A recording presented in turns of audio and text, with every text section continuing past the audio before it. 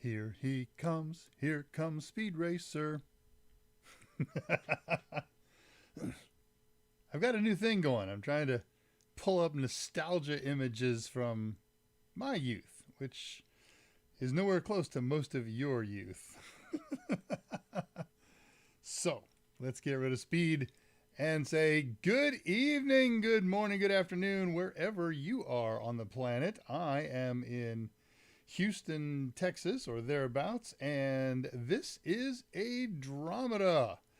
Another Dave Rush Ask Me Anything Digital Alchemy, and I am the aforementioned Dave Rush, your host for the next hour of fun and tech. And man, we got an interesting show. We got an interesting project. I'm very excited about this show. This was, a lot of times I rack my brain for days and days and days and sometimes come up with the show, the night before. I have 3 shows on tap that it sort of all fell into my lap. And I said, woo, got to do that, got to do that, got to do that. What a great news day we've got going. Wow. Stuff. Excited. So good afternoon, good evening. I am David Rush, your tech from Texas. This is ADRAMADA, and we're here because we love technology and all of its flavors and formats. And this show is devoted to disseminating information about and the use of technology. In particular, we're interested in how the advancement of technology impacts our daily and our long-term lives. So lots of topics. It's my show. I am not beholden to anybody other than my missus. So we can go as far afield as we need to. Keep it clean. But I'm not afraid of pretty much any topic, including religion, sex, politics, and COVID. Though we do have much more interesting things to talk about on the tech front. If you are watching this live, or if you're not watching this live and you're curious, when did Dave and his group get together to talk about these things? And the answer, excuse me, I just took a nice sip of iced tea before the show and here come the hiccups. Anyways, as I'm recording this or doing this live, hey, if you're watching this on archive, catch us live, man, every Thursday at 7 p.m. Central Time. This Thursday happens to be September 28th. There's nothing notable about today. There's always something cool that happened in history today, but nothing that woke up this morning and said, man, this is September 28th. We got to celebrate something. Some worldwide unfortunate news. And what is that? Oh, yeah. Okay. This past weekend, this last Saturday, was the autumnal equinox, which means 2 things. It means the sun was exactly over the horizon. And it means on that day, the length of daytime and nighttime were exactly the same. We are now commencing the days getting shorter and the nights getting long. I think that's a lyrics in the Northern Hemisphere. So, eep, op, ork, so glad to see you. Let's see who it is exactly we are seeing today.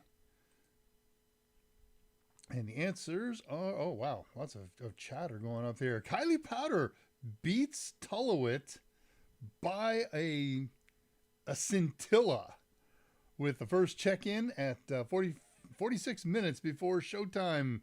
Kylie, so very good to see you. We'll call you Kylie Powder today. We know you have alternative names, and I know them all. Anyway, hello. Thought I'd missed this, but you're an hour off. Thank goodness. I'm here. I'm so glad you're here too. Long time seeing you face to face. What is cooking there? Okay, that's fine. And Tullowit fires up within 1 minute. And yeah, and then you noted it as well as I did. You beat the first message, which is, this is interesting. Tullowit usually shows up about 30 minutes prior. So my guess is he had software watching the YouTube page just to see if anybody would try to get in and beat him, and alarms and bells and smoke went off inside his house when you posted, Kylie, and he ran over to his computer and he posted just to say, I'm here. It's not 6:30, but I am watching. I've amused myself. Do you have LinkedIn? We all do.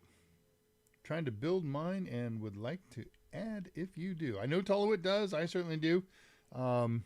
You might want to DM Tullowit on, I don't know, perhaps the new Discord server that you joined today, and then he can give you a real name, and then you'll be able to find it. And of course, I think you and I are LinkedIn links, but if not, by all means, throw me an invite.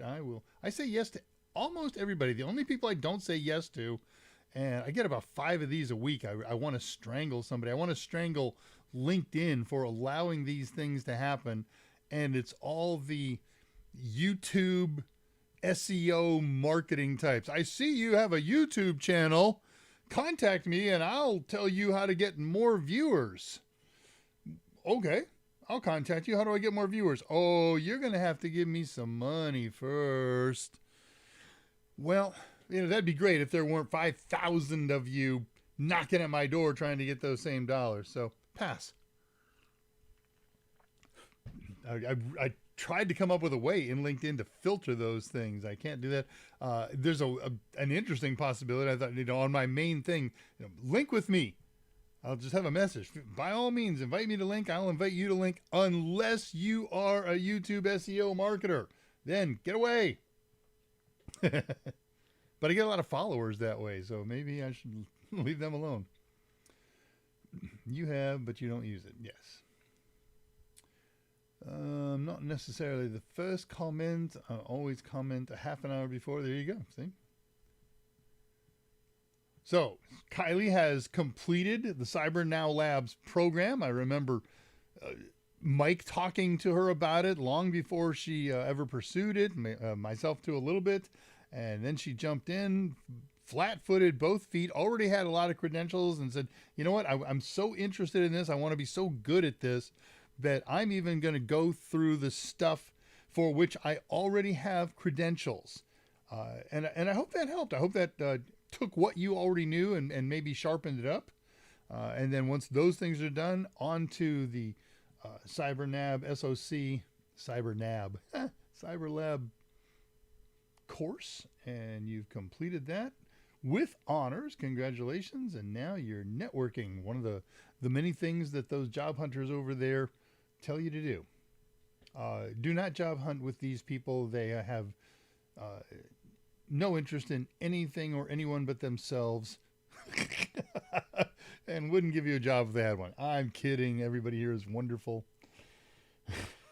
And you too, now that you've returned to the fold. And then the show, let's see, 6 minutes before the show started, Dave checked in. Almost time. Patricia Grace graces us as she walks amongst the living. So excited to work with my Pi. Man, me too. I got Pi news if you haven't already heard it today. Ugh. If I were cold, I couldn't shake as hard as I am right now. That's so exciting. Why does it say live in 44 minutes? I thought this was the time. Did I screw up the time? That happens sometimes. 6:55. My local time all shows correct. If I go out of this page, I don't think I will lose you. No, I don't know why it says that. Here we are. I'll look at it at the end of the show and make sure I had the right side terms. Let's theorize that the reason is your time zone is not accurate in your computer, or my time zone is not accurate in my computer. Now it says 7:09, and I don't know. We figured that out. Am I confused with a question mark? I like that. Hit live. You may have fallen behind. You're on now. Hi, Dave. Wait a minute. Let's go back here. I super scrolled.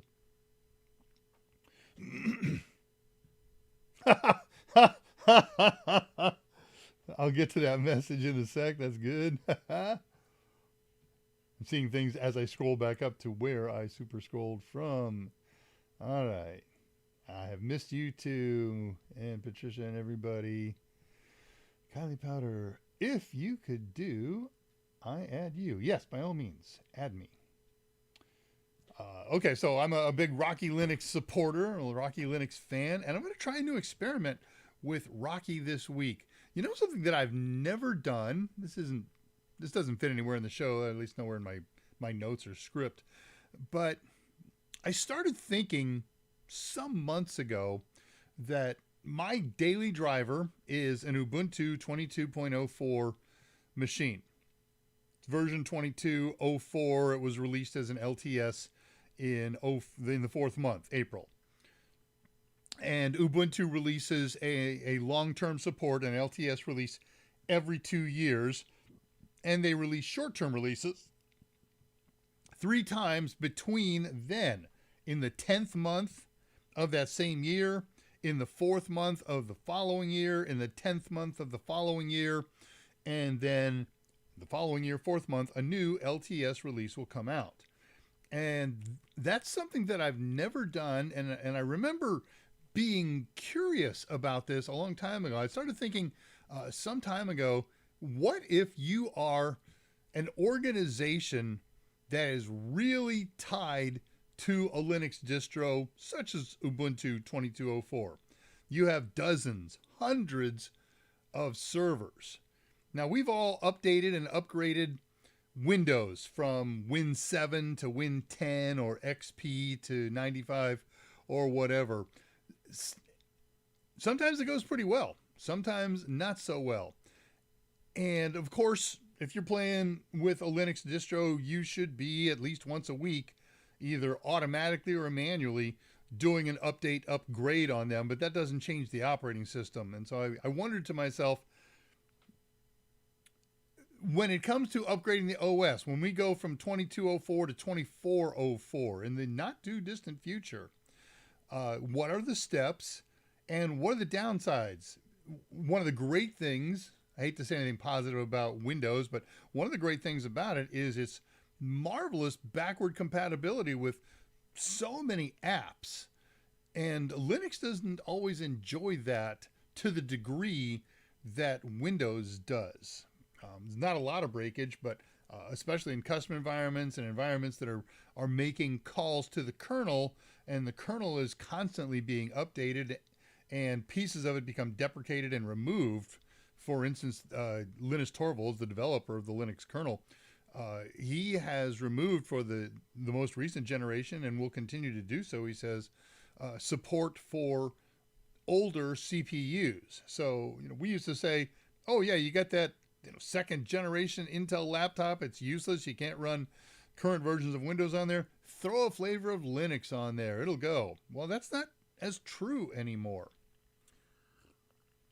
So I started reading up today how to do an in-place version upgrade. And it looks pretty simple and pretty straightforward.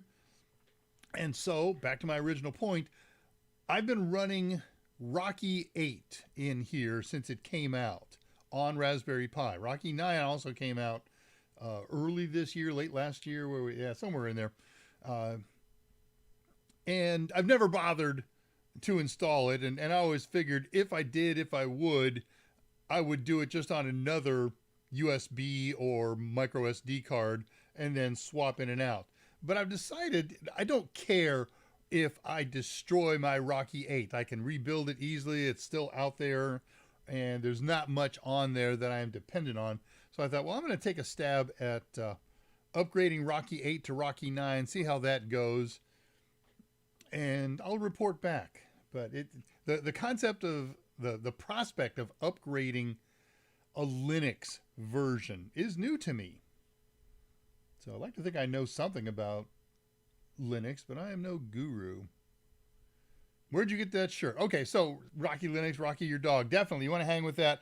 Kylie, ask me about Rocky on the ADRAMADA Discord. Either PM me or post something in on any channel that makes you happy. I'll see them all. It doesn't matter. And we'll talk about Rocky shirts. I have 5 or 6 of them.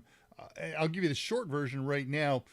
Back in the days of drama, when I used to have the old drama show, I got on the founder of CentOS, and then CentOS went by the wayside, And he stepped back for a month or two and said, okay, I'm going to start a new Linux, Rocky Linux. And so I brought him on, and another guy, one of their senior developers, Skip Groob. And, that was an old 2-hour show, and I used to bring on guests for a half an hour or so.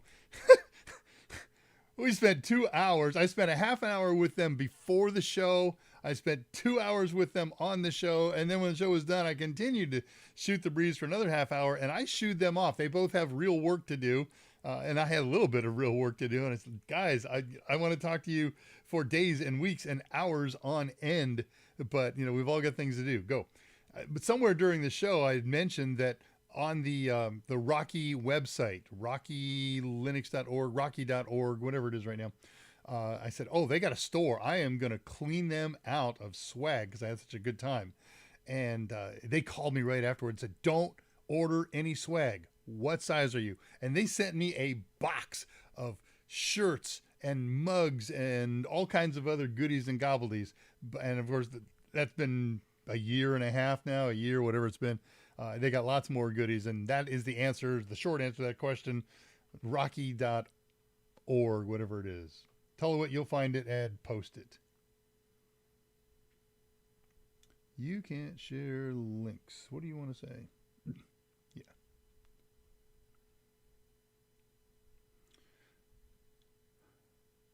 Two screens. I keep the upcoming show so I don't forget. All the time. There's probably some truth to that because every now and again he'll send me a message. I'm not seeing that you've set up a new show yet. You're going to set up a new show? Jason's here. Jason's been very talkative today. Good to see you back, my friend. Jason gave me some of the best news I ever got today. Johnson Controls has been ransomwared. Arr. I know. Someday I'll tell you the story of why I am unhappy about Johnson Controls. Get the raid for those YouTube people you was talking about. I love CNL. I'm so glad. They're nice folks. But they are not related to this show. I'm not allowed to talk about my show on their stuff. And so I return the favor. I don't talk about their show on my stuff. I'm not allowed to talk about my show. Yeah, okay. So they're right. I've never tried Rocky. Rocky is a bit for bit, error for error, right for right clone of Red Hat. Of course you're doing Kali. Kylie is doing Kali. Kali, whatever you like. I'll connect with you about Rocky soon. No. That's okay. This isn't a pie show. This is a tech show. And we run the gamut. We'll talk about anything. Oh, those guys, they were energetic. They were fun. And we are friends, at least online friends. We communicate regularly.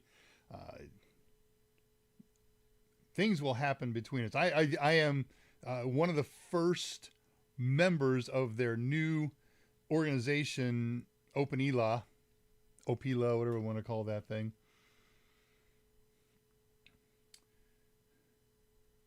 Reading messages here. Don't say that out loud. It's okay. I'm not breaking any rules. Not insulting anybody. Those old shows. Yes, the old show, all the drama shows are visible in the playlist on my worksite's YouTube channel. I'll give that one with you. There's 2 years worth of them almost. All right, well, let me go check my notes here. I'm caught up on postings. Where are we at on time? Okay. So let's do the big news of the day. Yesterday, last night, late night, my time, the Raspberry Pi 5 was announced. Late October release. Not the Speed Racer edition. That is the new Raspberry Pi 5. And, unless you live and play with this stuff every day, looking at that isn't going to mean a lot to you. So let me point out one or two things here. Can I? No, I cannot make my mouse appear on there. Right-hand side, bottom, there's two cream-colored strips. There is one of those in the Raspberry Pi 4. Those are camera connectors. Whoa! 2 cameras ready to go. So let me give you just some of the highlights on some of the new aspects of it. It's available in 2 memory models, 4 gigs and 8 gigs. By the way, I pre-ordered 3 8-gig models the second that I saw the announcement. I saw a guy on LinkedIn.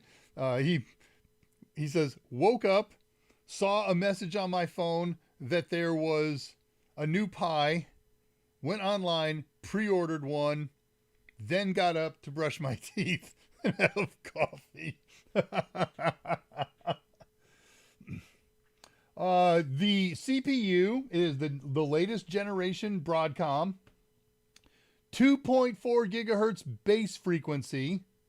That's way faster than they've been, and it's highly overclockable. They're saying, I haven't seen it yet in person. Built-in cryptography extensions is what it says. I don't know what those crypto extensions are, if they are built-in onboard TPM or something else, but it's got native hardware built-in crypto. It's got 512 KB per core level 2 caches and a shared 2 meg level 3 cache. Again, that's huge. That is a massive performance increaser over the Raspberry Pi 4s. The video core is fully documented and accessible. We're going to support OpenGL ES 3.1 and Vulkan 1.2 3D native support, dual 4K HDMI support. Let's see, I've got a 4K 60p decoder, low power DDR4 RAM. This is the first thing I saw that disappointed me. Dual band 802.11 AC Wi-Fi. Why they couldn't go AX and AC, disappointing. But there you go. Usual micro SD card with support for the new super incredible, unbelievable speed SDR 104 mode. That's super unbelievably fast SD cards. Pair of USB 3s, pair of USB 2s like the old one. Gigabit Ethernet, PoE support. That's the 4 pins you see toward the lower right of this image. You need an M2 hat for that. You need a PoE hat. Holy Hannah. 2 4-lane MIPI camera interfaces and transceivers. That's the 2 little cream connectors I told you about. And this has always been in Raspberry Pi 4s, but wasn't accessible in the 4. It was accessible in the compute module 4, but now we're going to be able to hit this thing on the traditional form factor system, the SoC. PCI 2.0 by 1 interface. You'll need an M.2 hat for that, but we can put native M.2 devices in here, including, of course, M.2 SSDs and whatever other goodies are out there. It's a power pig. It's a pig. They're always 5 volts. The last one was 2.5 to 3.5 amps. It would run normally 2.5, and if you load the beast up as 3.5, this guy is 5 amps. You got to have a 27 watt 5 volt power supply for this thing. It's got the stock header. Hey, look at this. A real-time clock powered from an external battery. And this is, I don't know who said we've got to have this. I don't know who was clamoring, but it's got a power button now. So there are some resellers that have them listed for back order, pre-order, what do you want to call them? They're not going to ship until late October. You cannot use the current version of RPi OS on them because the current version doesn't know about this new CPU. The new version is supposed to launch its bookworm in mid-October. And they're recommending active cooling. Again, a lot more power. All right. So let's see who's got what to say about all that, if anything.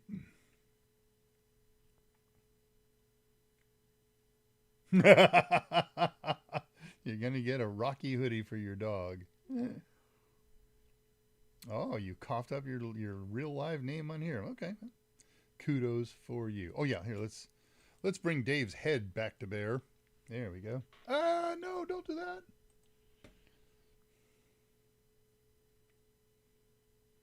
All right, where are we at here? I didn't do a word cloud today. Last week review, we dove into the arcane magic and mysteries of antennas for wireless networks and used that information to maximize the performance of our wireless connection. This week, I ran across an article rating, or at least listing, 10 popular Linux video editors.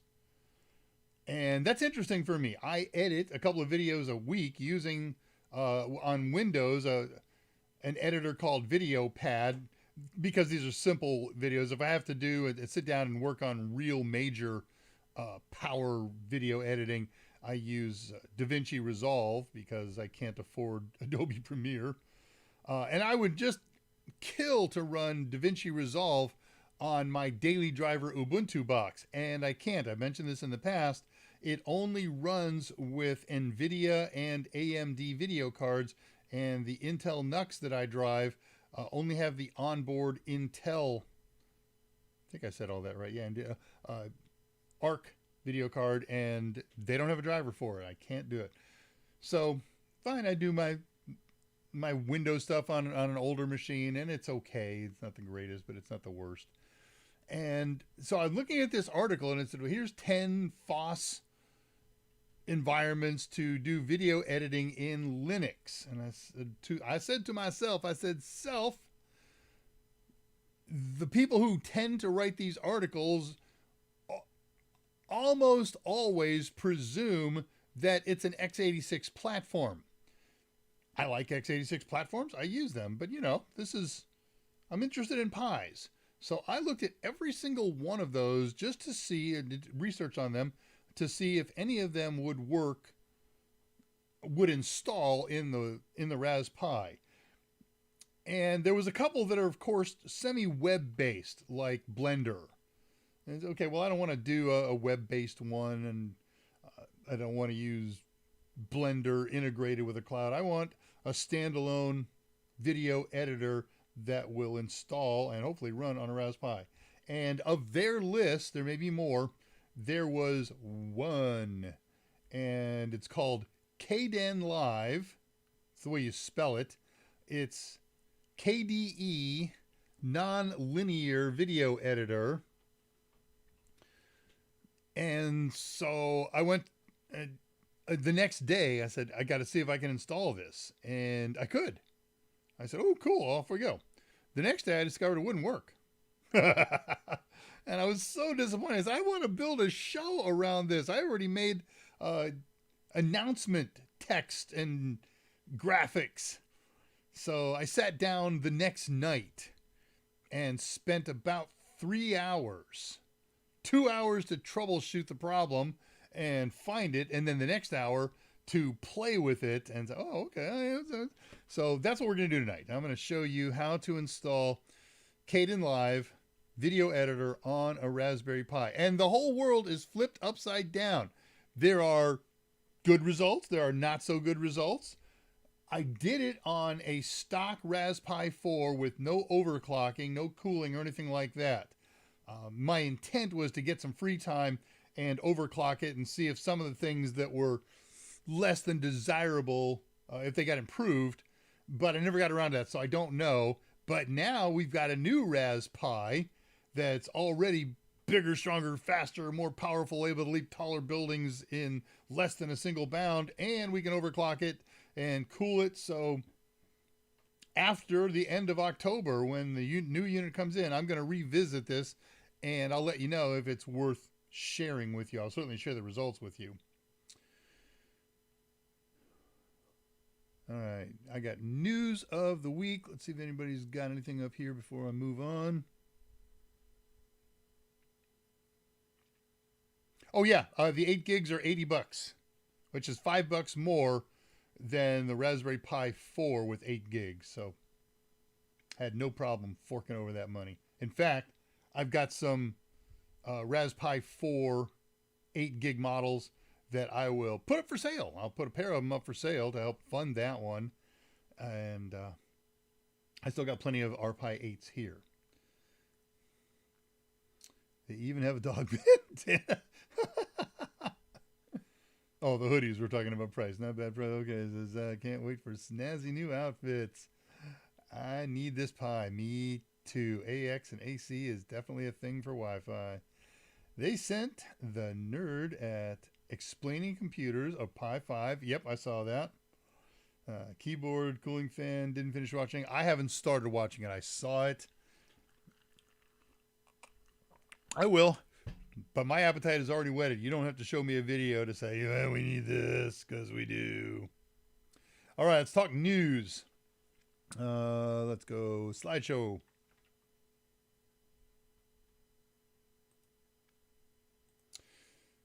Unity. I did news on this a week ago. They made an announcement about a change, a notable increase in fees and terms of service for their developers.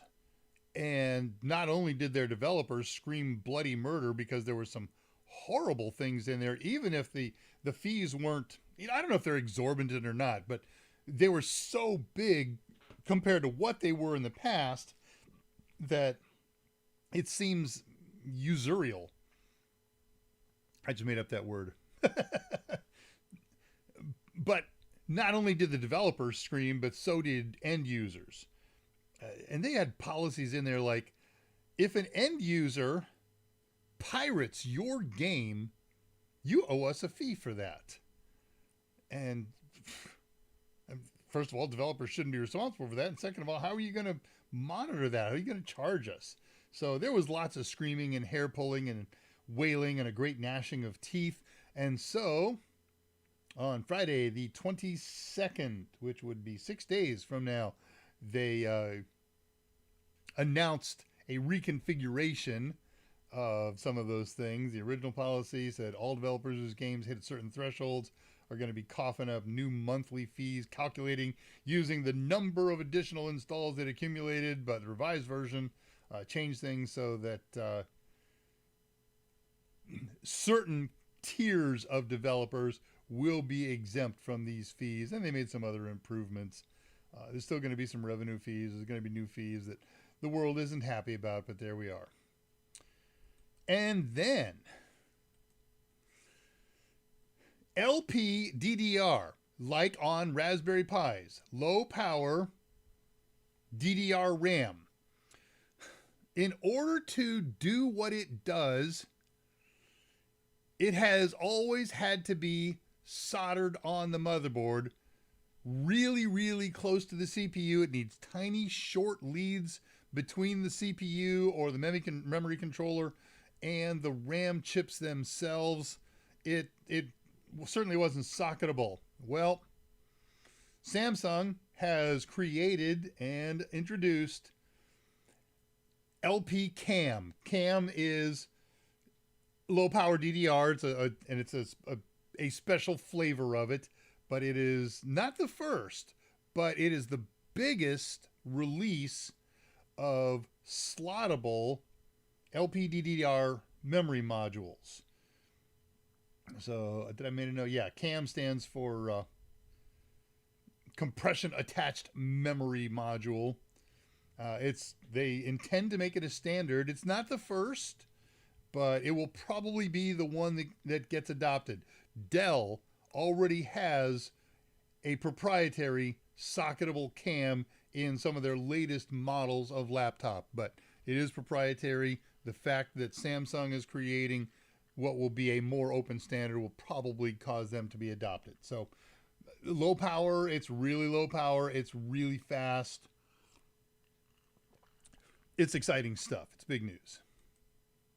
And that is all the slide news.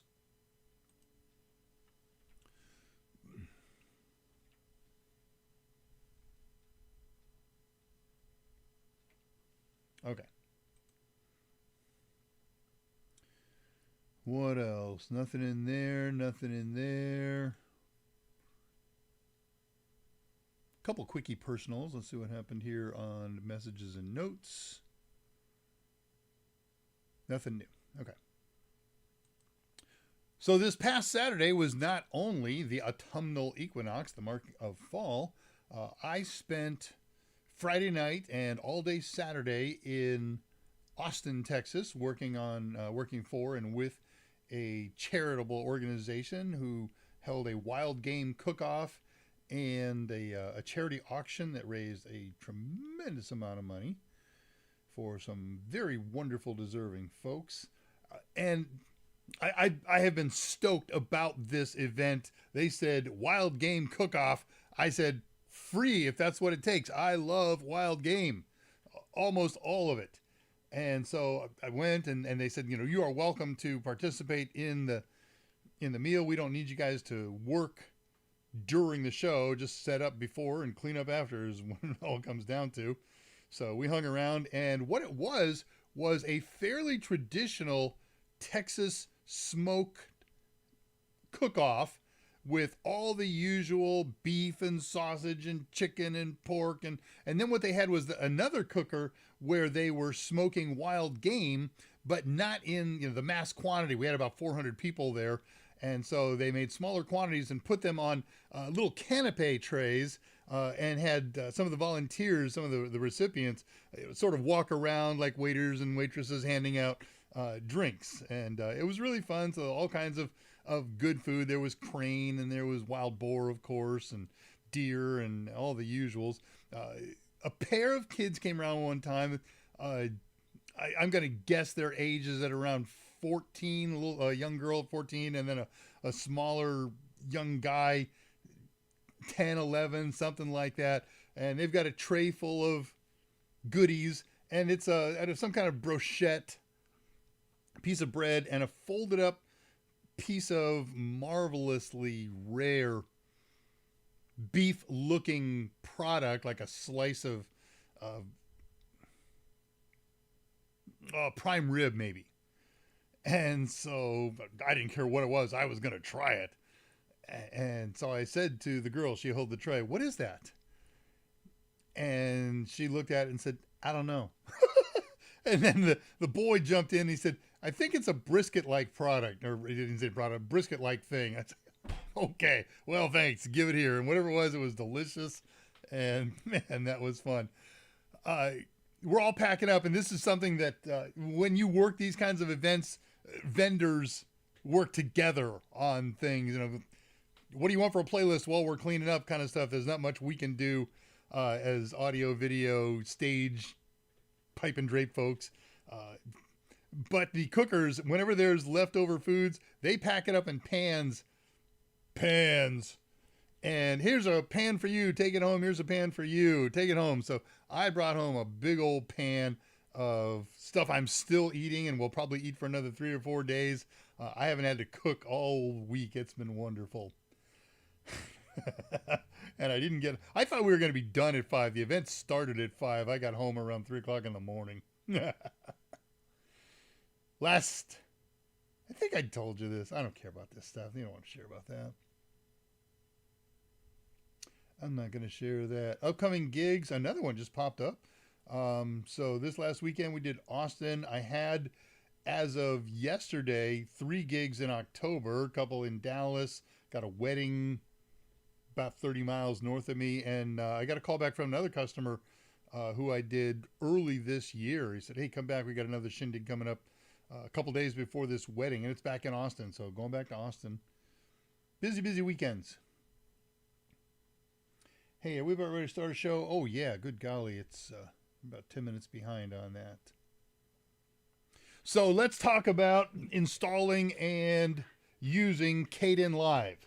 And the good news is the install is blindingly fast once you figure out the problem. So I installed mine it literally takes 3 minutes to install. I took a Pi that I had up and running. There wasn't much on it. It was the Pi that I used a couple weeks ago to demonstrate installing the new Firefox that has hardware video support.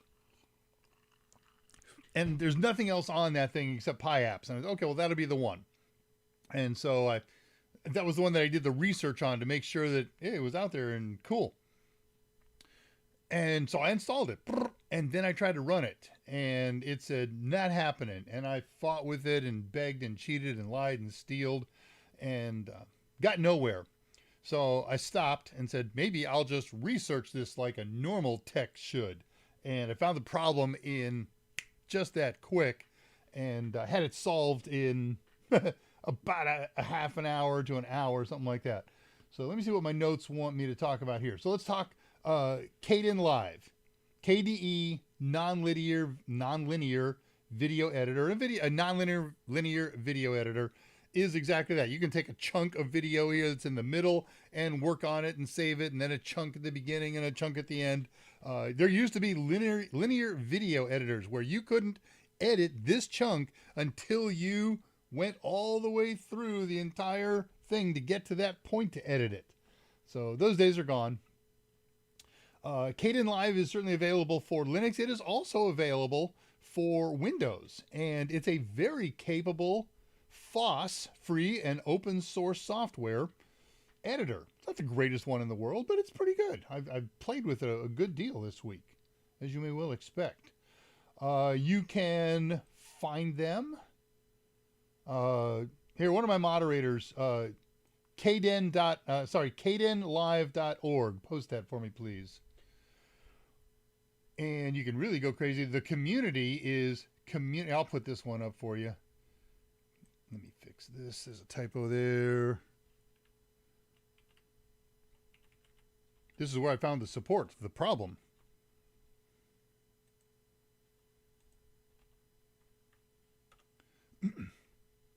All right. So you got kde.org.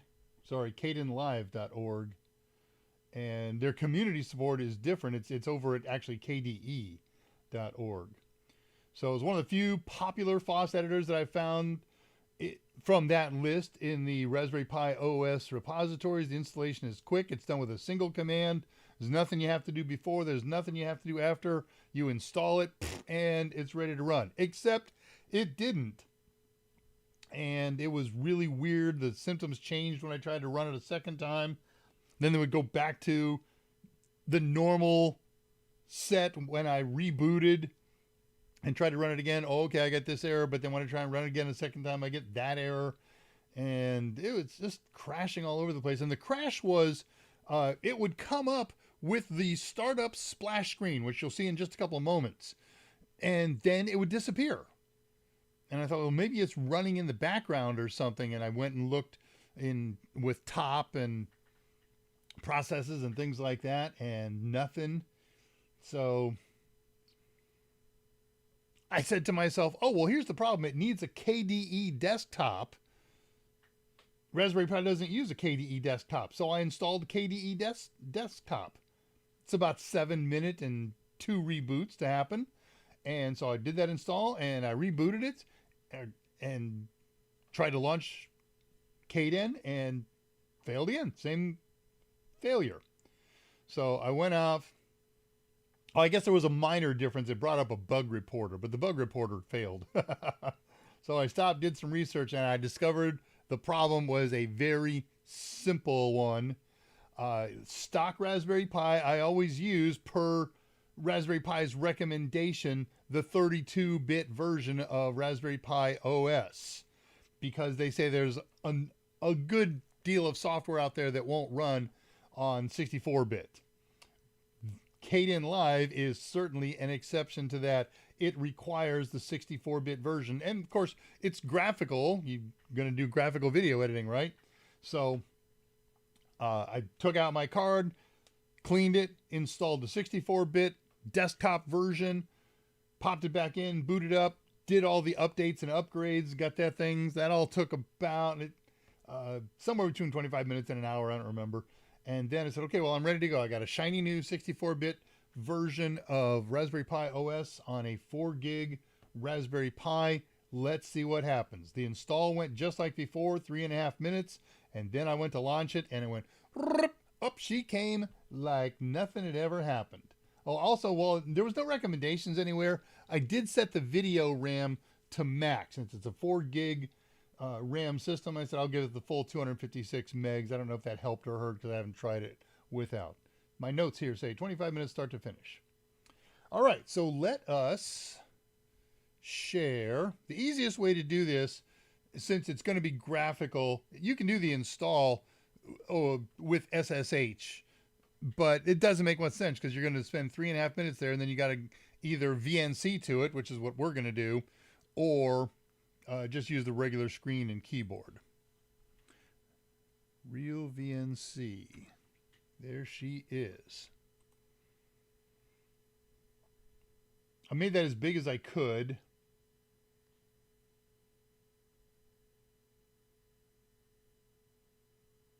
There it is.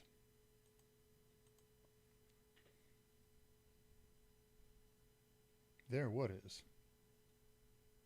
Oh, there it goes. Okay. I'm getting weirdness on my machine. I don't want weirdness. I want real VNC. Oh, are you going to make me kill you?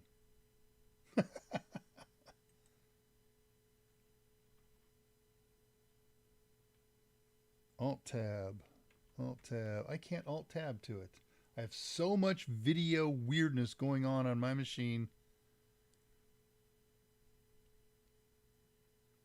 Guess what? I didn't test. I didn't try to test this while running.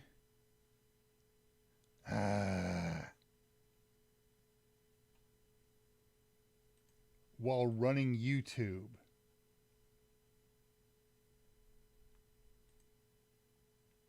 Raggedy Schmatz.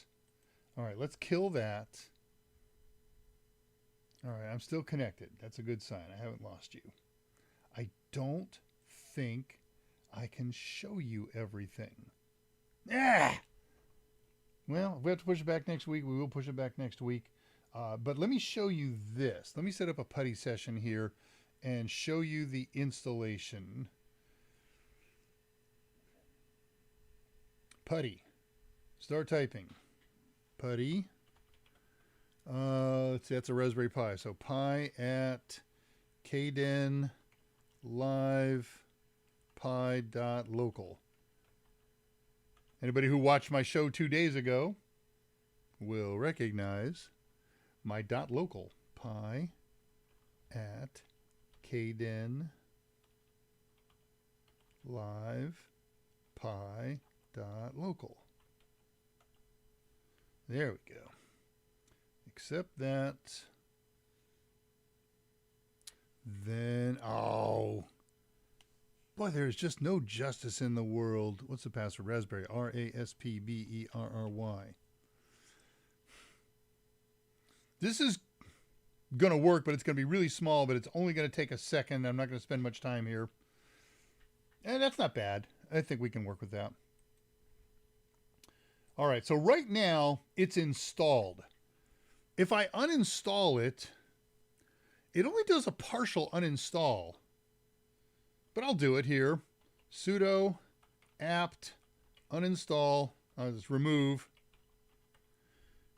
Kdenlive buzz grind. I could have added a purge to it. You really want to do this? I'm going to take out 8 gigs, it says. Yeah, I really want to do it. This will not actually take out the whole 8 gigs. There, done. So this is ostensibly the state of my computer when I did a fresh install. So to get Kden running, it's sudo apt install Kdenlive. And this part that you're seeing takes a long time, a couple of minutes, about 1.5 minutes, 2 minutes, before it gets to the progress percentage thing. And then that takes another minute, minute quarter. Grand total, 3.5 minutes, 3 minutes, 15 seconds, something like that. And then it's done.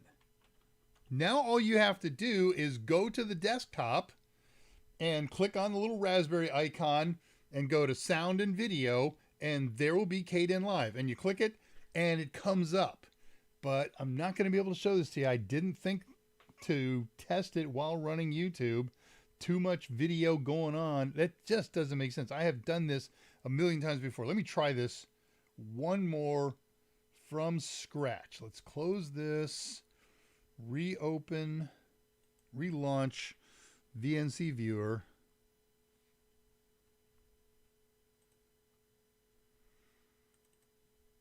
Connect to it, Raspberry RASPBERRY. All right, that's up. Maybe I can show you. Now we share real VNC. Somebody tell me if you're seeing it. Somebody post.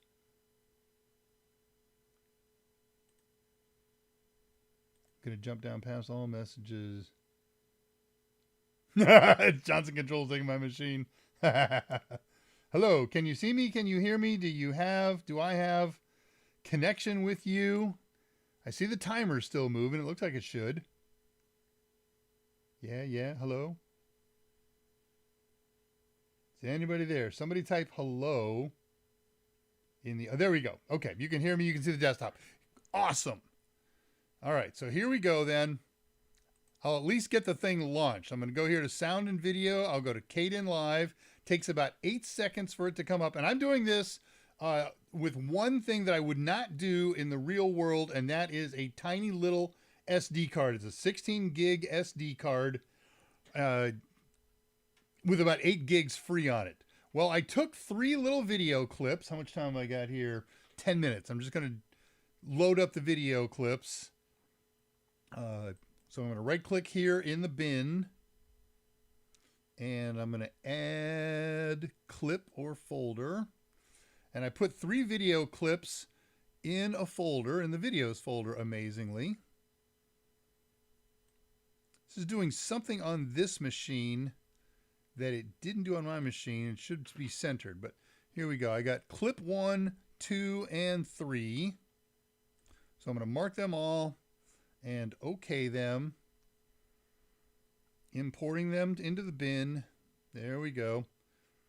And then I will take these. Now you can move them one by one onto the timeline, or I can mark them all. And this is a little bit weird the way you mark them all on here. You control click individually. You shift click a range of them. I think I succeeded in doing a control A. Yeah, there we go. All right, so I'm going to drag that all into the V1 timeline. And what you're seeing here is pretty slow operations. And that is the problem. Everything works. I did some marvelous stuff with these clips earlier. Oh, I should have marked them all and moved them all over together. That's all right. So I'm clicking and dragging, and then a little while later, it happens. So you can do it. It works. It's functional. But it's not sprightly by any stretch. And we're not even up against the worst of the challenges. So my goal here was to get these things going and then give you a tour of all of the settings and tools and things like that. Clearly, that's not going to happen at this moment. I've clicked and dragged that several times, and it's just laughing uproarious at me. Come on, you. I don't want a gap in there. There we go. And then once I showed you some of the cool things here, then what I did is I went into the beginning of this first video, and I set up a fade-in transition, and then a fade out at the end. See the little red dot up there? That's the end of the clip. Then when I go over to the next clip, I get a little green dot. That's the beginning of it. So this is a fade in and a fade out, and over here a fade in and a fade out. You get the idea. And then the final piece is to render it. Now there's a couple ways to get to the render menu.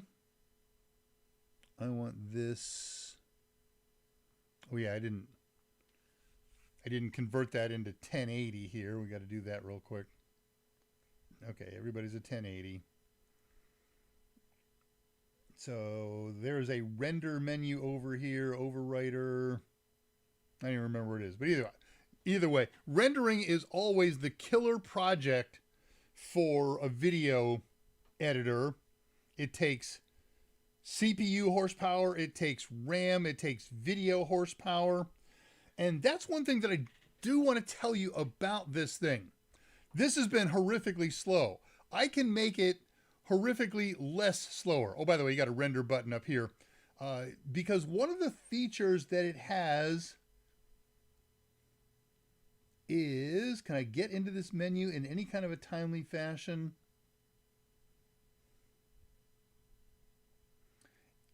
Of course not. But that's all right. Let me go back over here to the show, come back to head, and I'll tell you what I was going to tell you, and then I will show you something really cool. And then we'll do last comments and questions and wind up the show. Kdenlive says, I know that sometimes people are going to want to put me on a relatively low-powered system. And so I will do this feature, and other video editors have this feature called proxy editing. And what proxy editing does is it says, I'm not going to load up the real, live, full-blown 4K video clips. I will create proxy versions of them that are much smaller so that you can work with them. You don't need to see all 4K so that you can add a transition into something. So it makes little fake proxy clips, and that dramatically improves speed, especially if you're doing slow I/O. All right, so now we come into render. When you render, you got to work with the real file, so that takes a little while. And those clips were about 10 seconds a piece, 30 seconds worth of clips. And let me check my notes here. How long did it take to render those 30 seconds? Let's give it a try. Buzz, buzz, grind, grind. Oh, yeah. So that was kind of cool. I did a couple different experiments on this. How's it rendered? I rendered them into a Final Cut. Time for 3 5 megabyte clips together with effects. 5 megabytes, 30 seconds a piece, or 10 seconds a piece. Fade ins, fade outs, using default quality settings. This was the experiment I did. The render monitor showed 4 to 9 frames per second. That's unbelievably slow. That's immeasurably slow. 900 total. All right, I should be back.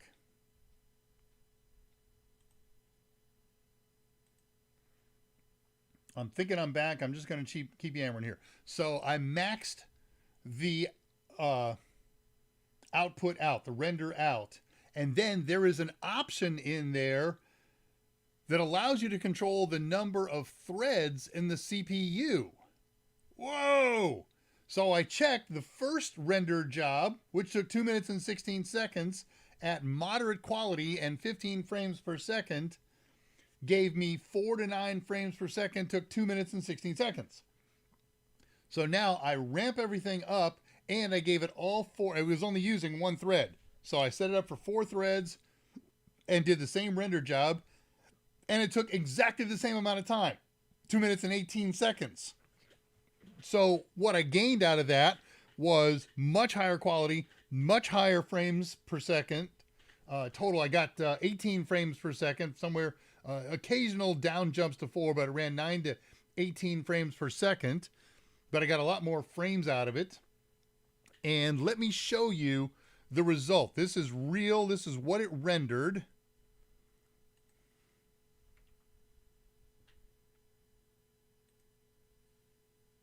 So it faded in. Now watch this fade out in a couple of moments. Fade out. Now the next clip fades in. And there it goes. And then this one's going to fade out. This is real. This came out of the Raspberry Pi. There goes the fade out. Here comes the fade in. We're on 24 seconds. 4 more to go. It'll fade out at the end. I wanted to get her into running around and doing titles and all that kind of stuff. Wasn't worth the time. But so let's summarize. I have a summary. It's fun. It's a capable nonlinear editor. I suspect it would work very well on one of my x86 Intel machines, NUC Linux machines. Certainly on this machine. This is a NUC-based Windows machine. I think it would be pretty cool. But can you edit video on a Raspberry Pi? Yes.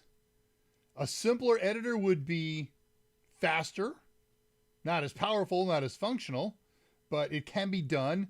If you're trying to use a very capable editor like Kdenlive, it's going to be slow. It's going to be painful. So that's that. That was kind of the nature of the show. It's not editing on Raspberry Pi. There was never any question that you could edit on a Raspberry Pi. The question is it practical? Yeah, I just had to do some auto thing. That was, I rebooted the machine just before I started. So, but at least we know a quick fix now.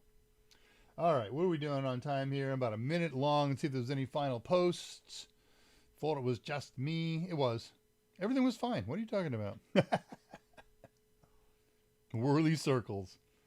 Yeah, I should make notes on where I did that. I found a site. If you use your favorite search engine and search clips to practice editing, I found a site in one of the first two hits. They're all freebies, and that's exactly what they are. They're little short clips. Some of them are longer clips, and some of them are related, and they all have different resolutions and all kinds of goodies. So I grabbed those 3 clips from there, and I will give appropriate attribution next week to those fine folks who made that available. So it does an okay job. It's just slow. It's painful. I would not do a real video job on it unless I had to. All my other systems are dead. I got a working Pi. Remember the key to this, if you want to experiment with this, 64-bit desktop Raspberry Pi OS. And it'll certainly work on other Linux flavors. All right, well, let us wind things up as we are wont to do. Let's make sure I didn't miss anything else. Doesn't look like I did, so I'm good with that. Here we go.